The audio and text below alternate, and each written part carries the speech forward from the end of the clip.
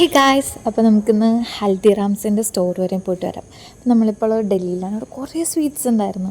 സത്യം പറഞ്ഞാൽ ഞാൻ ഹൽദിറാം കണ്ടേക്കുന്നത് സെപ്റ്റോയിലും ബ്ലിങ്കിറ്റിലൊക്കെ മറ്റേ മിക്സർ അങ്ങനത്തെ ഇതൊക്കെ ഉള്ളതാണ്. ഇതിപ്പോൾ നമുക്കൊരു ഫുഡ് കോർട്ട് പോലത്തെ സെറ്റപ്പ് തന്നെ ഉണ്ടായിരുന്നു. അവിടെ നമ്മളിവിടെ നിന്ന് വാങ്ങിച്ചത് ഒരു ലസ്സി വാങ്ങിച്ചു, പിന്നെ റബഡി എന്ന് പറഞ്ഞൊരു സ്നാക്ക് വാങ്ങിച്ചു. സ്നാക്കല്ല, ഇതൊരു സ്വീറ്റ്, ഒരു ഡെസേർട്ട് പോലത്തെ സ്വീറ്റാണ്. പിന്നെ പാവ് ഭാജി, പാനിപ്പൂരി, പിന്നെ ഒരു പപ്പട് ചാട്ട്, ഇത്ര സാധനങ്ങളാണ് നമ്മളവിടെ നിന്ന് വാങ്ങിച്ചത്.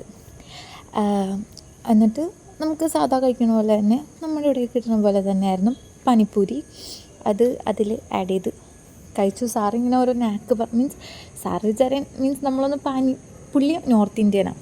സോ നമ്മൾ പാനിപ്പൂരി നമുക്കറിയോ ഇല്ലയോ അറിയാണ്ട് നമുക്കിങ്ങനെ പറഞ്ഞു തന്നെ ഇങ്ങനെ കഴിക്കണം അങ്ങനെ കഴിക്കണം, അത് പൊട്ടിക്ക് ഇങ്ങനെ സ്റ്റഡി. അതിന് ഈ പപ്പട് ചാട്ട് കഴിച്ചു. അത് കഴിഞ്ഞിട്ട് പാവ് ഭാജി ആക്ച്വലി ഞാൻ കുറേ കണ്ടിട്ടുണ്ടെങ്കിലും എനിക്ക് മറ്റേ വടാപ്പാവും പാവ് ഭാജി മാറിപ്പോവായിരുന്നു.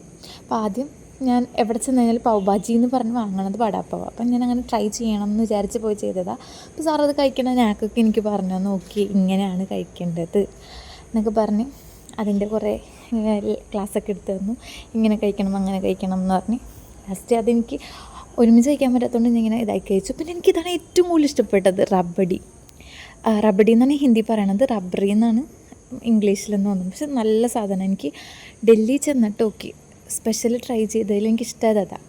പിന്നെ ഒരു ലസ്സിയും കൂടി കുടിച്ചിട്ട് നമ്മൾ അവിടെ നിന്ന് ഫുഡ് കഴിച്ച് നിർത്തി. ഇത്രയും സാധനങ്ങൾ വാങ്ങിയതിന് ഓൾമോസ്റ്റ് ഒരു 800 സംതിങ് ആയി. ഇതാണ് എനിക്ക് കണ്ടതിൽ വെച്ച് ഏറ്റവും റിലേറ്റബിളായിട്ട് തോന്നിയത്. അങ്ങനെ അതും കഴിച്ച് നമ്മൾ തിരിച്ച് റൂമിലേക്ക് പോകണം. ബൈ.